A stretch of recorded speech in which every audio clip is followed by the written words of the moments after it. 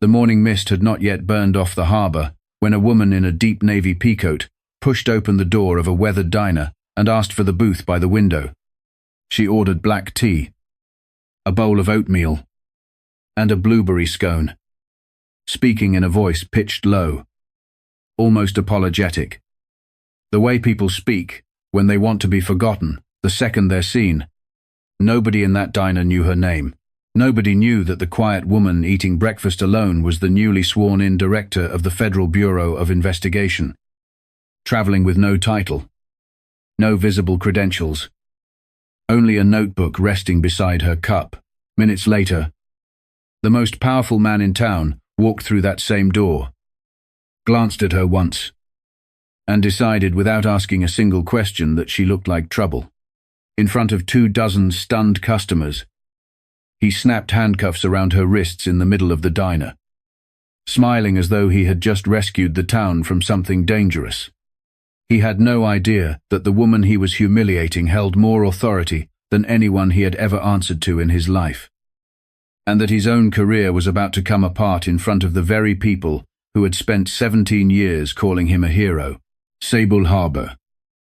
Men sat quietly at the mouth of a rocky inlet, a town small enough that everyone recognized everyone else's truck before they recognized the driver behind the wheel. For 17 years, Sheriff Roland Vance had been the loudest voice in that town. His name was on the plaque outside the courthouse. His face smiled out from the front page of the local paper every 4th of July. His word was treated less like law enforcement and more like law itself. People trusted him, the way people trust an old habit, without asking questions, without looking too closely. He called it order. A few, quietly, called it something else, though almost no one dared say so out loud. On that particular morning, none of that history mattered yet, because a stranger's rented sedan had rolled into town before sunrise, and nobody had noticed her arrive. Camille Ashworth was 49 years old, sharp-eyed, unhurried, the kind of woman who noticed the exits before she noticed the decor. She had been sworn in as director only weeks earlier, and rather than settling behind a desk in Washington, she had chosen to travel unannounced through small towns where complaints about local law enforcement had piled up for years without consequence. She dressed plainly on purpose, no tailored suit, no government plates, just a rented sedan and a worn peacoat that let her pass for anyone else passing through. She wanted to see towns the way ordinary people saw them, not the way officials performed for cameras. Sable Harbor was simply the next stop on a list that had grown far too long. A list she kept folded inside her notebook, updated every time another complaint reached her desk, unanswered. She had spent the drive in from the interstate studying the town from behind the wheel, the boarded storefront near the marina, the single blinking traffic light at Anchor Row, the church with a hand-painted sign advertising a fish fry that had clearly already happened. Small towns told their stories in details like these, long before anyone opened their mouth to speak.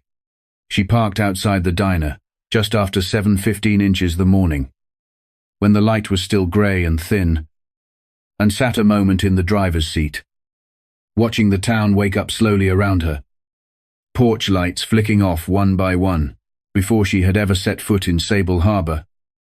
Her office had already compiled a thin but troubling file on the county, a handful of anonymous letters, 2 unresolved civil complaints filed years apart, and a pattern noted almost in passing by an analyst reviewing arrest statistics across the state, a pattern that showed one county consistently detaining more people per capita than any comparable town its size, with almost no cases ever reaching a courtroom.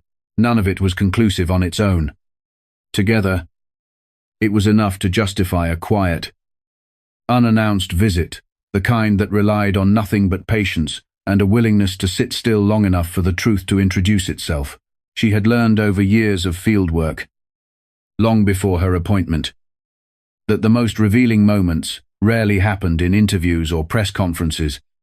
They happened in diners, in waiting rooms, in the small, unscripted seconds when officials believed no one important was watching. It was why she carried no visible credentials. No lanyard. No insignia, nothing that might alter the behavior of the very people she had come to observe. She wanted Sable Harbor exactly as it was. Not the polished version. It might have offered a known federal visitor.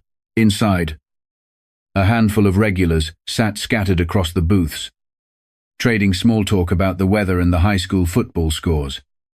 The comfortable noise of a town that believed nothing ever truly went wrong there. Rosalind Buenaros, to everyone who'd ever ordered a cup of coffee from her, moved between tables with a teapot in hand, greeting each customer by name, the way she'd done for over 2 decades. When Camille stepped inside, Ross offered her a warm nod and pointed toward the open booth near the window, treating her exactly the way she treated every stranger who wandered in off the highway plain. Unthinking hospitality that asked no questions and expected none in return. Camille sat down, ordered quietly, and pulled out a small notebook, the kind investigators carry out of habit rather than necessity. She wrote nothing dramatic, only observations, the pace of the town, the way people spoke to each other, the small signs that told her more than any official report ever could. She watched the door open and close as customers drifted in, fishermen in salt-stiffened jackets, a young dockhand still smelling faintly of diesel, an elderly couple splitting a single plate of pancakes without needing to ask for 2 forks. She noticed how the room shifted almost imperceptibly whenever a patrol car rolled past, outside shoulders straightening, voices dropping half a register. A small detail. But small details were exactly what she'd been trained to catch. Then the door swung open harder than it needed to, and Sheriff Roland Vance stepped inside, filling the doorway the way he filled every room he entered, chest forward, eyes already scanning for something to correct. He was 57, built like a man who still believed intimidation was a form of leadership, and he had long since stopped distinguishing between authority and entitlement. His gaze moved across the diner out of habit, cataloguing faces he recognized, until it landed on Camille, a black woman he didn't know, sitting alone, writing quietly in a notebook. Something in him tightened immediately, the way it always did when the familiar picture of his town included someone unfamiliar. He didn't walk over right away. Instead, he stood near the register, watching her the way a man watches something he's already decided to be suspicious of. Ross noticed the shift in his posture and felt a small twist of unease in her stomach, though she said nothing, because saying something to Roland Vance had never once changed his mind about anything. Deputy Owen Farrow, 27, trailed in behind him, carrying the quiet discomfort of someone who had learned to read his boss's mood before it fully formed the way a man learns to read weather he can't control. The room, which moments earlier had felt easy and ordinary, began to tighten without anyone quite understanding why. Roland finally crossed the diner floor, boots striking the tile with unnecessary weight, and stopped directly beside Camille's table. He didn't introduce himself. He didn't ask permission. He simply planted himself there, arms crossed, studying her the way he studied every stranger who didn't immediately explain their presence to his satisfaction. Camille looked up calmly, unbothered, her spoon still resting against the bowl. Around them, conversations slowly died down, replaced by the particular silence that falls over a room when people sense something is about to happen and decide it's safer to watch than to speak. Roland's voice, when it came, carried the practiced authority of a man who expected no resistance. He asked for identification not as a request, but as an order dressed up as one. Camille set down her spoon, met his eyes without flinching, and asked evenly what exactly gave him the legal basis to demand it. The question landed harder than she intended, not because it was aggressive, but because nobody in that diner had ever heard anyone speak to Sheriff Vance that way, and the room seemed to hold its breath, waiting to see what would happen next. Roland's jaw tightened, and something behind his eyes hardened into certainty, the dangerous kind of certainty that had guided every wrong decision he'd ever made without consequence. He asked why she was in town, who she'd come to see, where she was staying, firing the questions quickly. The way a man fires questions when he wants answers to arrive faster than thought. Camille answered each one with the same unhurried calm, giving him nothing false, but nothing more than necessary either, careful not to reveal the one detail that would end the confrontation instantly. She wasn't there to end it instantly. She was there to watch exactly how far it would go. The way a physician watches a fever run its course before choosing when to intervene, her steadiness seemed to irritate him more than any hesitation could have. Roland had built his reputation on reading people quickly, on trusting his gut over paperwork, and her composure didn't fit the story he'd already started telling himself. He muttered that innocent people answered questions fast. That hesitation was its own kind of confession, ignoring the fact that Camille had hesitated at nothing at all. A few of the regulars, long-time admirers of the sheriff, nodded along under their breath. The quiet agreement of people who had spent years assuming his instincts were always right. Because questioning him had always felt like more trouble than it was worth. Ross stepped closer, setting down the teapot, her voice gentle but firm, as she tried to smooth the tension, reminding Roland that the woman had done nothing but order breakfast like everyone else in the room. He waved her off without even looking at her the way he waved off anything that didn't confirm what he'd already decided. Deputy Farrow shifted his weight near the counter, arms crossed, eyes flicking between his boss and the stranger. A small, uneasy voice in the back of his mind whispering that something about this didn't sit right.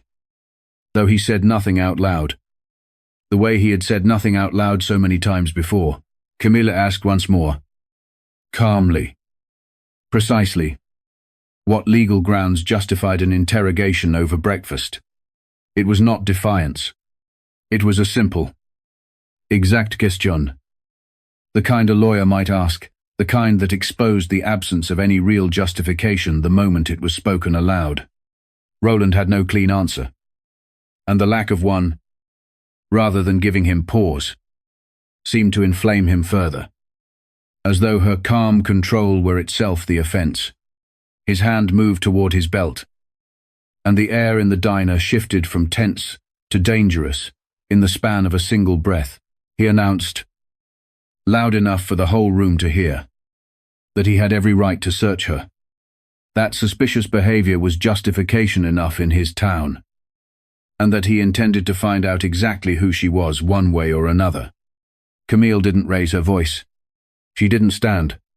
She simply looked at him, steady and unblinking, and said that he was making a mistake he would not be able to undo. Roland laughed, short and humorless, the laugh of a man who had never once believed the word mistake could apply to him. Not after 17 years of a town cheering every decision he ever made.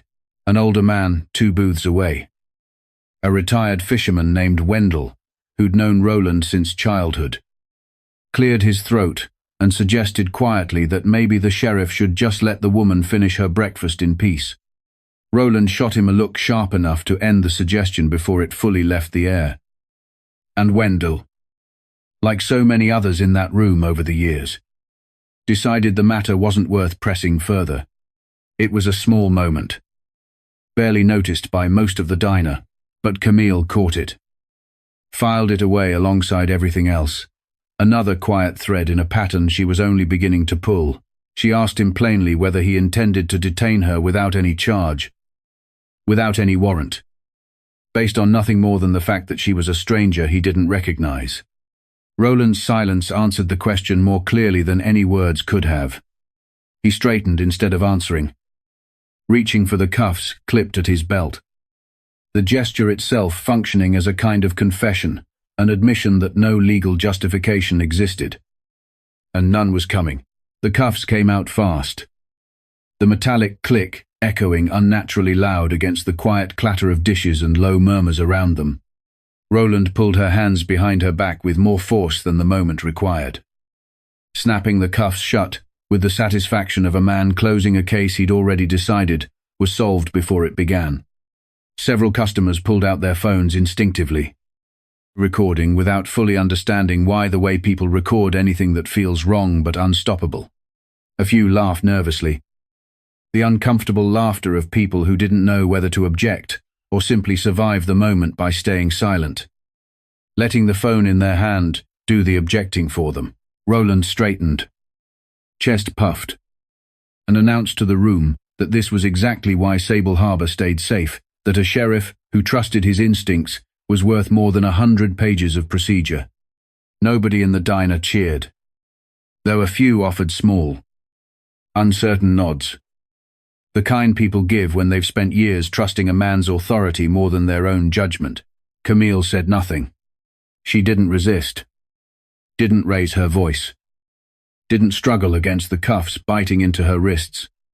She simply watched him, memorizing every word, every gesture, every face in that room that chose silence over intervention, filing it all away with the same quiet precision she brought to everything else. Ross stood frozen behind the counter, hand pressed to her mouth, disbelief and anger fighting for space behind her eyes. Torn between the urge to shout and the fear of making things worse for a woman she'd known for less than 20 minutes, Deputy Farrow took a half-step forward, some instinct telling him to intervene. But years of habit, years of deferring to Roland's judgment without question, held him rooted in place, his boots suddenly feeling nailed to the tile floor. Roland gripped Camille's arm and guided her toward the door, narrating his own heroism to no one in particular, as though the silence of the room were agreement rather than shock. The bell above the door rang once as they stepped outside into the cold morning air. Camille's expression unreadable, calm, in a way that unsettled anyone paying close attention. Outside, the town looked exactly as it had an hour earlier. Quiet streets, parked trucks, a flag hanging still in the windless morning. Roland walked Camille toward his patrol car, still talking, still congratulating himself, oblivious to the sound gathering behind him, low at first, then unmistakable, the deep hum of engines approaching from beyond the edge of town. Deputy Farrow, following a few steps behind, was the first to notice the shapes emerging through the thinning fog. 4 black SUVs moving in careful formation, government plates catching the early light as they slowed and turned onto Main Street. Headlights cutting cleanly through the last of the mist. The vehicles rolled to a stop directly in front of the diner, doors opening in near-perfect unison, revealing agents in dark suits, moving with the practiced efficiency of people who did this every day. Roland froze mid-sentence, his hand still resting on Camille's arm, watching as one agent stepped forward and asked in a voice utterly devoid of small talk where they could find Director Ashworth. For a moment, Roland misunderstood entirely some part of him, assuming this must be reinforcements arriving to validate the arrest he'd just made with such pride. Perhaps even sent to congratulate him. He straightened his shoulders and announced with unmistakable satisfaction that he had just apprehended a suspicious individual inside the diner. Gesturing toward Camille, still standing beside him in handcuffs, the lead agent's eyes moved slowly from Roland's face down to the cuffs, then up again, and something in his expression shifted the professional blankness, cracking into visible disbelief. The kind that comes from watching a stranger casually admit to something catastrophic without realizing it. Deputy Farrow, watching closely now, felt his stomach drop, a cold understanding beginning to form even before anyone said a single confirming word. His mind racing backward through every detail of the last 40 minutes. The agent stepped closer, voice low and precise, and said that the woman standing in handcuffs was the director of the Federal Bureau of Investigation, and that Roland had just placed her under arrest without cause, without identification, and without a single legal justification anyone in that street could name. The words landed like a physical blow. Roland's mouth opened, then closed. His earlier confidence draining visibly from his face as the full weight of what he'd just done began to settle over him in the cold morning air. The flag above the courthouse suddenly seemed to hang heavier than before. He laughed once, sharp and disbelieving, insisting it had to be some kind of mistake, some kind of trick, refusing to accept that the quiet woman he'd humiliated in front of an entire diner could possibly hold that much authority. The agent didn't argue. He simply reached for his phone, dialed a number, and within moments held it out toward Roland, a voice from Washington on the other end, confirming, in clipped, unmistakable terms, exactly who Camille Ashworth was, and exactly how serious this situation had already become. Roland's face went pale, the color draining from it the way water drains from a cracked glass. For the first time in years. He had absolutely nothing to say. Mayor Deborah Whitlock arrived minutes later, alerted by a frantic call from someone inside the diner, her expression shifting from confusion to horror as she took in the scene, the federal vehicles, the agents, the handcuffs still locked around the wrists of a woman now confirmed to be the highest-ranking law enforcement official in the country. She approached cautiously, voice trembling as she asked whether it was true. And the answer, delivered flatly by the lead agent, confirmed every fear now settling over the gathered crowd. Ross stood at the diner's entrance, hands still pressed to her mouth, watching the man she'd known for 2 decades unravel in real time. Deputy Farrow felt his knees weaken, the ground beneath his understanding of the town shifting all at once. The whole street somehow narrower than it had been an hour before. A small crowd had gathered by then, drawn from nearby shops and porches by the unfamiliar sight of federal vehicles parked along Main Street, something Sable Harbor had never once seen in its entire history. Phones remained raised, though the mood among the onlookers had shifted entirely, the earlier nervous laughter replaced by a heavy, uncertain quiet. The kind that settles over a crowd once it senses the story unfolding in front of it is far bigger than anyone anticipated. Someone near the back murmured that they had always wondered about Roland. Though nobody could quite recall having said so before, that morning the way retroactive doubt so often arrives only once permission to voice it finally exists. Camille finally spoke, her voice calm, almost gentle, instructing the agents to leave the handcuffs exactly as they were for a moment longer. The order confused everyone present, including her own team, who exchanged uncertain glances before deferring to her without question.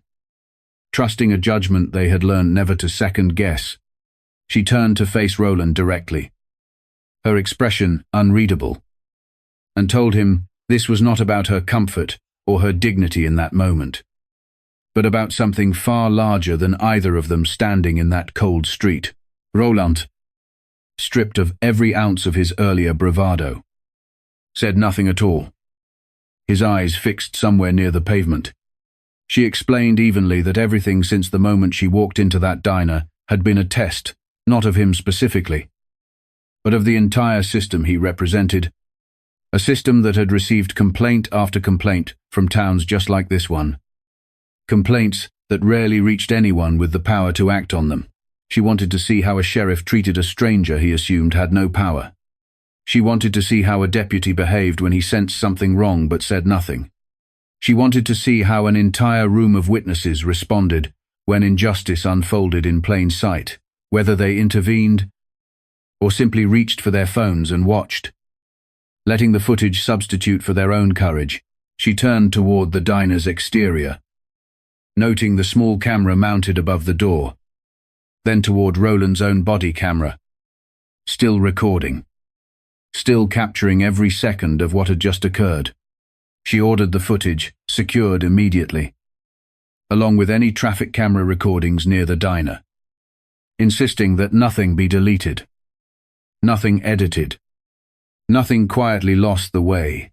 Inconvenient evidence so often disappeared in towns accustomed to protecting their own. Roland's hands, still holding the small key to the cuffs he'd used minutes earlier, trembled slightly as the reality of consequence finally reached him. Arriving decades later than it should have, Mayor Whitlock tried to interject, offering something close to an apology on behalf of the town. But Camille raised a hand gently, silencing her without harshness.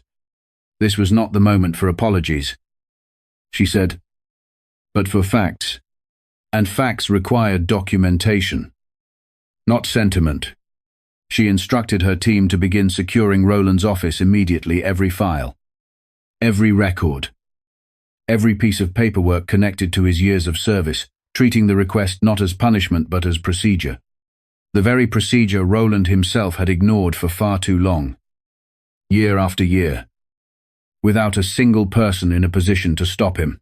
By mid-morning, agents moved through the small sheriff's office with quiet efficiency, boxing files, copying hard drives, cataloging evidence under fluorescent lights that had never illuminated so much scrutiny before. What they found within the first hours painted a picture far darker than a single reckless arrest. Reports of unlawful detentions stretched back years. Names of residents held without charge. Property seized without warrants. Small business owners pressured into silence rather than risk losing their livelihoods to a man who treated the badge as personal property rather than public trust. A theft disguised as jurisdiction. Deputy Farrow sat across from one of the federal investigators, hands clasped tightly together, and admitted quietly that he had wanted to report some of it before. More than once. But fear had always won the argument in his mind. Fear of losing his job. Fear of being labeled disloyal in a town too small to offer second chances. Nobody in the room judged him harshly for the admission. Instead, they asked him to help now. And for the first time in years, Farrow felt the strange relief of choosing courage over comfort. A relief that felt almost physical. Like setting down something heavy he'd carried without noticing its weight. Ross arrived at the temporary federal office that afternoon, carrying a small folder of her own receipts, notes, and dates she'd quietly kept over the years whenever something about Roland's behavior struck her as wrong. She'd never known what to do with the information. No one in town seemed positioned to challenge him. And she'd learned, like everyone else, to keep her observations to herself, tucking them away in a drawer behind the register, the way other people tuck away regret. Handing the folder over felt less like betrayal and more like exhaling after holding her breath for years without realizing it. She told the investigator seated across from her that she had almost thrown the folder away more than once. Convinced it would never matter. Convinced that a woman running a diner had no real power to change anything about a man who controlled the entire county. The investigator assured her otherwise, explaining that cases like this one were rarely built on a single dramatic discovery, but on dozens of small, patient contributions exactly like hers, each one meaningless alone, devastating together. Ross left the office that afternoon feeling lighter than she had in years. The folder no longer hers to carry alone. Word spread through Sable Harbor with unusual speed, carried not through gossip, but through something closer to relief. Business owners who had quietly paid fines they never fully understood came forward. Families who had watched relatives detained without explanation finally spoke openly about what had happened to them. Each new account added weight to a picture already forming clearly, in the minds of the investigators, a portrait of a man who had mistaken fear for respect and silence for support for far too long. Propped up by a town that had simply never been given permission to speak. A retired boat owner named Foster Lindquist came forward first, describing an afternoon 3 years earlier when Roland had seized nearly 24 lobster traps and a season's worth of gear over a mooring dispute that was never properly documented, gear that was never returned and never accounted for in any official record. A young couple who ran the bakery on Anchor Road described being threatened with a business license revocation after they'd questioned an unusually large fine for a violation that didn't appear to exist anywhere in the town's code. Story after story arrived in the same pattern, small, specific, and devastating, each one confirming what the last one had already suggested. A schoolteacher named Priya Chandra described being pulled over 4 times in a single month along the same stretch of coastal road. Each stop ending without a citation. Each stop leaving her shaking behind the wheel for reasons she'd never been able to fully articulate to her husband. A traveling insurance adjuster recalled being detained overnight on suspicion of nothing in particular. Released the next morning with no paperwork and no explanation. Only a warning to drive through Sable Harbor a little faster next time. Investigators began to notice something else. 2. A disproportionate number of these encounters involved people who didn't look like they belonged in Roland's mental picture of the town. Travelers. Newcomers. Anyone whose face didn't match the narrow idea of who deserved the benefit of the doubt. The pattern extended even into the town's finances. A forensic review of the sheriff's discretionary fund revealed tens of thousands of dollars in seized cash and property that had never been logged through proper channels. Some of it never returned, even after charges were dropped or never filed at all. Investigators found handwritten ledgers hidden inside a locked drawer. Entries that didn't match a single official report, filed with the county numbers that told their own quiet story of years spent operating entirely outside the boundaries of the law he'd sworn to uphold. The most damning piece of evidence surfaced almost by accident, an old hard drive recovered from a storage closet, containing archived footage nobody had thought to review in years.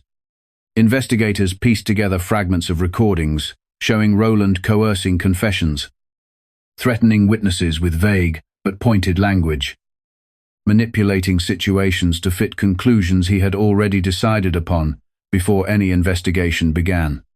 The footage didn't simply confirm suspicion, it shattered any remaining doubt, turning years of whispered rumor into an unbroken chain of documented fact. One recording in particular stopped the review team cold, dated nearly 7 years earlier, showing Roland alone, with a young man in a holding cell.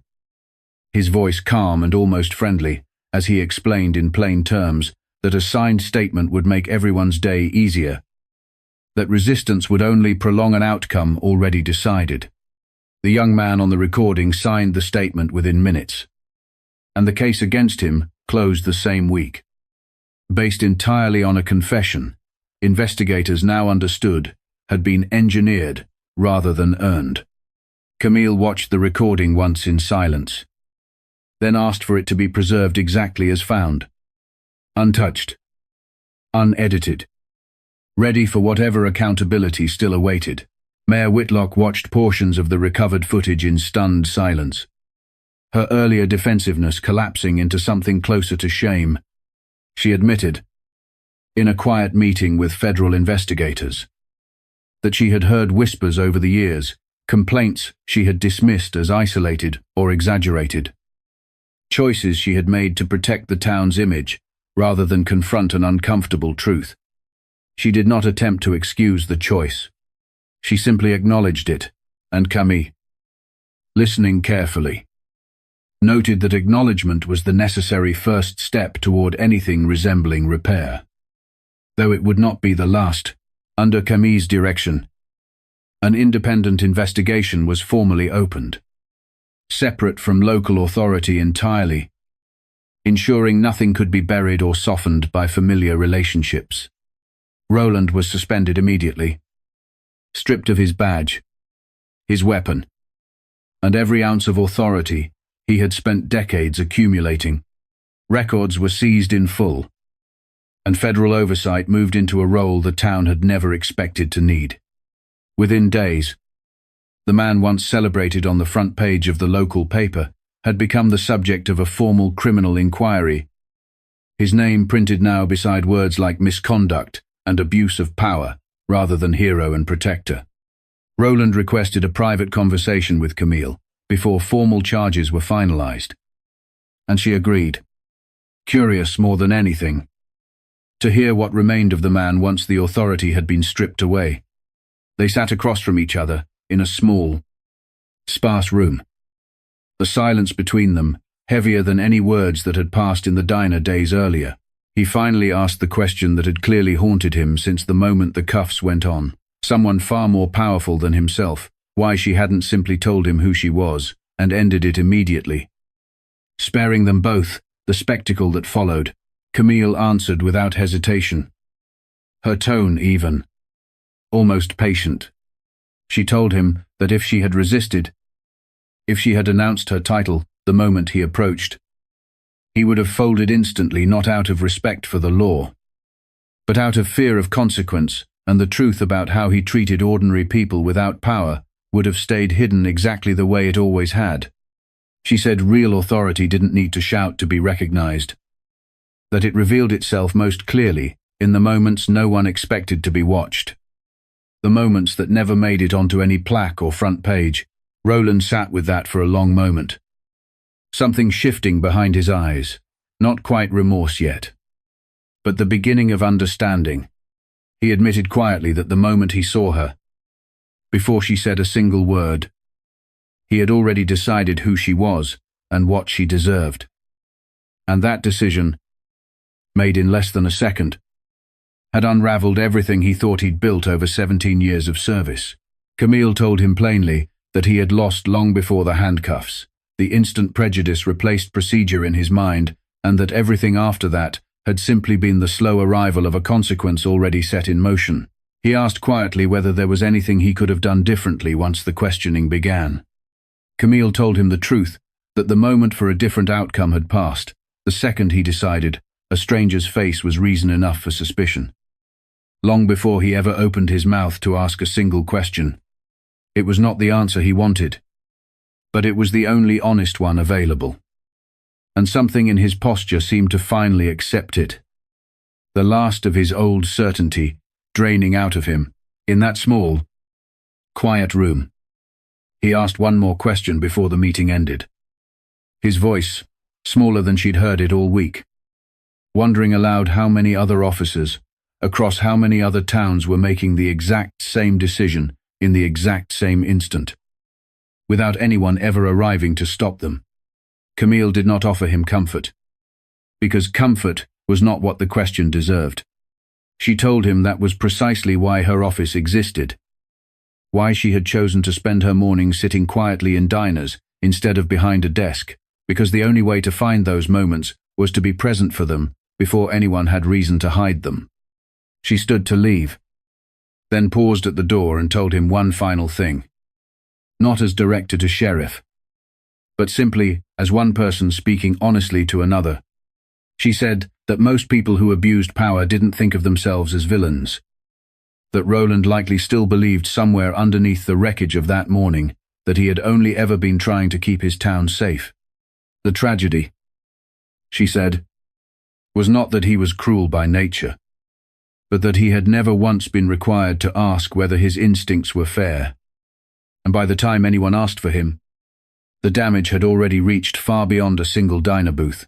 Deputy Farrow, informed of the conversation later, made his decision without hesitation, agreeing to cooperate fully with the investigation, providing testimony, records, and first-hand accounts of patterns he had witnessed but never challenged. It was not an easy choice in a town where loyalty had long been mistaken for silence, but it was finally the right one. And something in him settled the moment he made it, a weight lifted rather than added. The first steady breath he'd taken in longer than he could remember. He spent 2 full days with investigators, walking them through incidents he had tried for years to forget, a traffic stop that never should have ended in an arrest, a report he'd been told to file differently than what he'd actually witnessed, a night he'd spent awake, wondering whether he should have said something, and never did. Each memory came out slowly, reluctantly, but once the first one surfaced, the rest followed with less resistance, as though naming one truth finally gave him permission to name the others. A community meeting was called days later, the largest gathering Sable Harbor had seen in years. Residents filling the small town hall shoulder to shoulder, uncertain what to expect. Camille stood at the front of the room, dressed exactly as she'd been that first morning in the diner. Plain, unassuming, entirely herself. She did not speak about the arrest, did not dwell on her own experience. choosing instead to speak about responsibility, about the fragile difference between power exercised lawfully and power exercised out of habit and unchecked assumption, a difference that could not survive under silence. She reminded the room, gently but firmly, that the law existed to protect everyone equally, not selectively, not conditionally, not only for those who fit a familiar picture of who belonged and who did not. She spoke of the countless towns like theirs, where silence had allowed small abuses to grow unchecked for years, and made clear that federal oversight would remain in place until real, lasting reform took root, not performative promises, but measurable, accountable change, the kind that could be verified and revisited rather than simply announced and forgotten. She spoke, too, about the people in that diner who had stood by recording rather than intervening, not to shame them, but to remind them that courage did not always require heroics, that sometimes it required only a single sentence, spoken at the right moment. A simple objection that could have changed the entire shape of that morning. An older man near the back of the hall raised his hand and asked, in a voice thick with something between guilt and grief, what the town was supposed to do now, how a place rebuilt trust after learning the very institution meant to protect it had spent years quietly betraying that trust instead. Camille considered the question carefully before answering, telling him that trust was not restored through statements or ceremonies, but through consistency, through years of small, verifiable decisions made the right way long after anyone was still paying close attention. She announced that her office would establish a direct channel for residents to report future concerns, independent of local leadership entirely, ensuring no complaint could again be quietly filed away in a drawer or dismissed as exaggeration. Mayor Whitlock, standing near the front of the room, nodded slowly, accepting the arrangement, not as an insult but as a necessary correction, one she herself had failed to establish over years of looking the other way.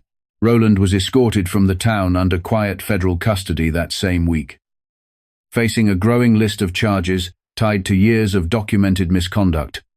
Deputy Farrow was appointed acting sheriff on an interim basis, a decision met with cautious optimism rather than immediate celebration, the town still adjusting to the idea that authority could be questioned, examined, and corrected rather than simply obeyed without thought.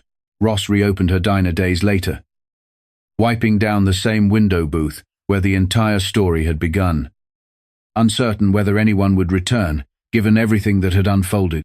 To her quiet relief, the tables filled again, slowly at first, then steadily, as though the town needed the familiar rhythm of ordinary mornings to begin processing what an extraordinary one had revealed. Life resumed, altered in ways that would take time to fully understand, but resumed nonetheless. One refill at a time, Camille returned to that same diner one final time before leaving Sable Harbor, sliding into the same window booth, ordering the exact same breakfast she'd ordered days earlier.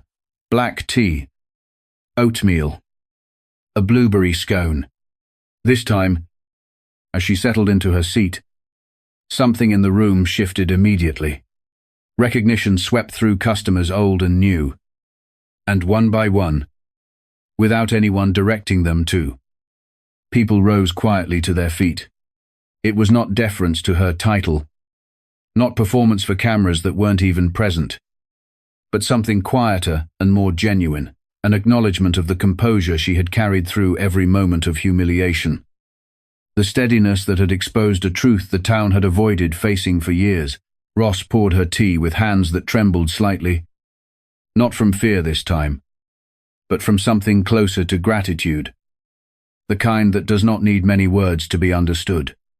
An elderly woman 2 tables away leaned toward her husband and whispered that she wished she had said something that first morning, that she had sat in that very booth and watched the whole thing happen without ever once opening her mouth.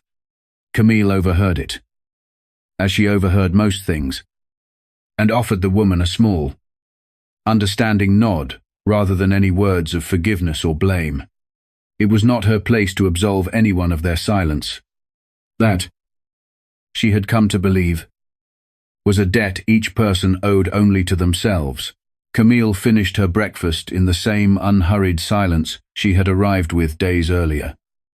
Then stood, thanked Ros by name, and walked out into a morning far clearer than the fog-covered one that had greeted her on arrival. Outside, her rented sedan waited exactly where she had left it, and within minutes she was gone, disappearing down the same quiet coastal road that had carried her into town, almost unnoticed, leaving behind a town that would never again mistake a badge for permission. Roland Vance faced a lengthy federal investigation in the months that followed. The badge he once wore with careless pride, replaced by a case file thick with documented abuse, witness statements, and recovered footage no attorney could argue away. Sable Harbor's law enforcement system underwent significant reform. Oversight tightened, procedures rewritten, accountability finally given real teeth rather than empty language on a plaque nobody had ever bothered to read closely. The town slowly began to understand a lesson it had avoided for far too long, that a badge did not grant power beyond the law, only the responsibility to uphold it faithfully. And that silence, however comfortable, was never truly neutral. Farrow, settling into his new role, made a quiet promise to himself that no complaint filed in his office would ever again disappear into a drawer, that every voice, however small the town, deserved to be heard rather than managed. He began holding open office hours twice a week, something Sable Harbor had never seen from its sheriff's department before, sitting across a plain table from anyone who wanted to speak, listening more than he talked, writing everything down whether or not it seemed important at first glance. Slowly, cautiously, residents began to trust the process again, not because they were told to, but because they watched it work, watched complaints actually followed through to their conclusions, instead of vanishing the moment the door closed. Ross kept a photograph behind her counter after that autumn, nothing dramatic. Just a small printed image of the empty window booth, taken on an ordinary afternoon. A quiet reminder to herself of how easily comfort could curdle into complicity if no one paid attention. She never explained it to customers who asked, only smiled and said it reminded her to keep her eyes open. And most people, sensing there was a longer story behind it, simply let the matter rest. Camille Ashworth left no farewell speech behind, no dramatic final statement, only the quiet example of a single, unhurried morning that had unraveled years of hidden injustice. She moved on to the next town on her list, unnoticed, unannounced, carrying nothing but a notebook and the same navy peacoat, ready once again to sit quietly in some other diner, order breakfast, and simply watch, somewhere down another highway. In another small town, no one had yet learned to question. A similar morning was already waiting to unfold. Another quiet stranger about to sit down at another window booth. Another sheriff about to make a decision he did not yet know would define him. Because true justice, she understood better than most, rarely arrived with noise. It arrived quietly, patiently, and it never, ever answered to a badge worn without conscience.